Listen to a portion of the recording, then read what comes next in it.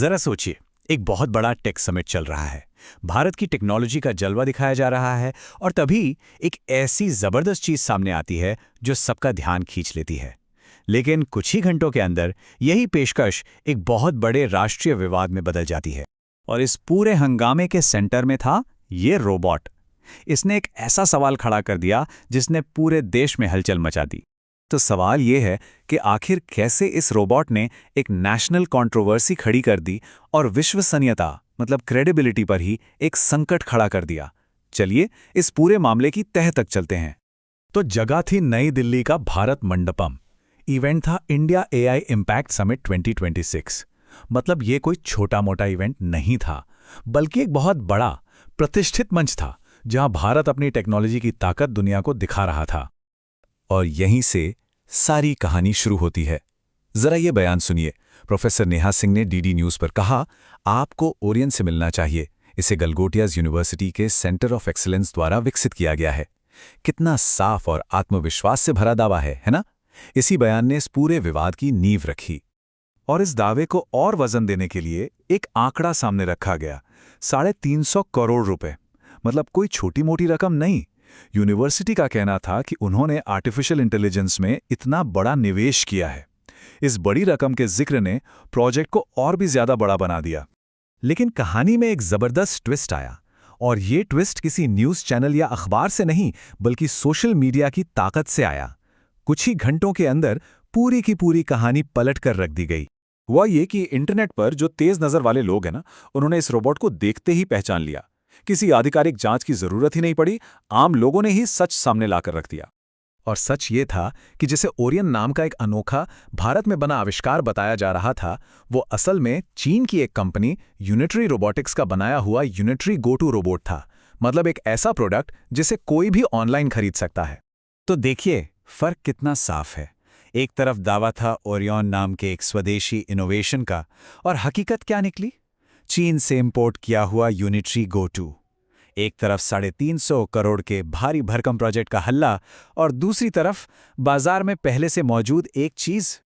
और जब 350 करोड़ के उस बड़े दावे के सामने इस रोबोट की असली कीमत रखी गई, तो पता चला कि ये तो सिर्फ 2 से 3 लाख रुपए का है। अब सोचिए, कहां 350 करोड़ और कहां 2-3 लाख। यहीं से विश्वसनीयता का संकट और भी ज्यादा गहरा हो गया। अब इस खुलासे के बाद जो हुआ वो बहुत तेज था और बहुत कड़ा भी।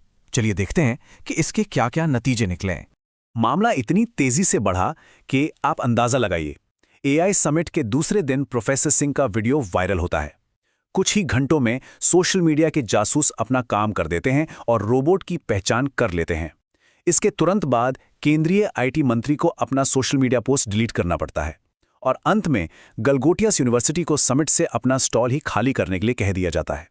मतलब कुछ ही घंटों में तारीफ सीधे निंदा में बदल गई। सरकार की तरफ से जो आधिकारिक बयान आया वो भी बहुत साफ था। आईटी सचिव एस कृष्णन ने कहा कि सरकार नहीं चाहती थी कि किसी भी अप्रामाणिक व्यवहार यानी इनऑथेंटिक बिहेवियर की वजह से दूसरे प्रदर्शकों के अच्छे काम पर कोई आँच आए। उधर जैसे जैसे दबाव बढ़ा, यूनिवर्सिटी की कहानी भी लगातार बदलती रही। सबसे पहले तो एक्सपर्ट साफ साफ इनकार कर दिया कि उन्होंने रोबोट बनाने का कभी दावा नहीं किया। फिर प्रोफेसर ने सफाई दी कि कम्युनिकेशन में कुछ गलती हो गई, और आखिर में रजिस्ट्रार ने डेवलप और डेवलपमेंट जैसे शब्दों के हेरफेर से बात को संभालने की कोशिश की। जाहिर है, जब इतना कुछ हो रहा हो तो मामला राजनीतिक रंग भी लेगा। कांग्रेस पार्टी ने समिट को एक असंगठित पीआर तमाशा कह दिया। विपक्ष के नेता राहुल गांधी ने इस बात पर जोर दिया कि इवेंट में चीनी उत्पादों को दिखाया जा रहा है, और पार्टी के ऑफिशियल हैंडल से ये तक कहा गया कि सरकार ने दुनिया भर में भारत का मजाक बना दिया है। लेकिन कहानी यहीं खत्म नहीं होती। जल्द ही ये पता चला कि ये ओरियन वाला मामला शायद अकेला नहीं था। यूनिवर्सिटी से जुड़े दावों पर और भी सवाल उठने लगे। तो सवाल ये था कि क्या ये रोबोडॉग ही गलत बयानी का अकेला मामला था? और इसका जवाब हमें एक और विवाद की तरफ ले जाता है जो लगभग उसी समय सामने आया। अब देखिए ड्रोन सॉकर विवाद। दावा किया गया कि यूनिवर्सिटी ने भारत का पहला ड्रोन सॉकर अरीना खुद से बनाया है, एक आत्मनिर्भर कामयाबी। लेकिन आरोप क्या लगे कि यह सेटअप भी दक्षिण कोरिया के कंपनी का बना बनाया रेडी टू फ्लाई सिस्टम है। तो फिर से वही सवाल खड़ा हो गया, ये सच में इनोवेशन है या सिर्फ इंपोर्ट? तो अब जरा बड़ी तस्वीर को देखते हैं। ये मामला सिर्फ एक यूनिवर्सिटी या एक इवेंट का नहीं है।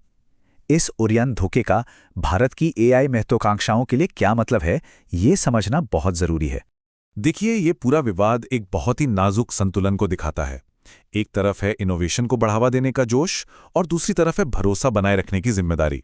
जब प्रचार यानी हाइप हकीकत पर हावी हो जाता है तो इसी भरोसे को सबसे ज्यादा चोट पहुंचती है। और इसका असर बहुत गहरा हो सकता है। इस तरह की घटनाएं देश के असली रिसर्च और डीप टेक में हो रहे काम पर से विश्वास कम कर सकती हैं। ये उन सभी इनोवेटर्स की मेहनत को कमजोर करती हैं जो सच में जबरदस्त काम कर रहे हैं। इससे दुनिया में भारत की एक उभरती हुई एआई पावर वाली छवि को भी नुकसान पहुंच सकता है। तो आखिर में इस पूरी कहानी का सार शायद इसी एक लाइन में है। आर्टिफिशियल इंटेलिजेंस में प्रचार बहुत तेजी से फैलता है, लेकिन स्क्रीनशॉट उससे भी ज्यादा तेजी से फैलते हैं। और आज के डिजिटल जमाने में सच को ज्यादा देर तक छिपाकर रखना लगभग नामुमकिन है।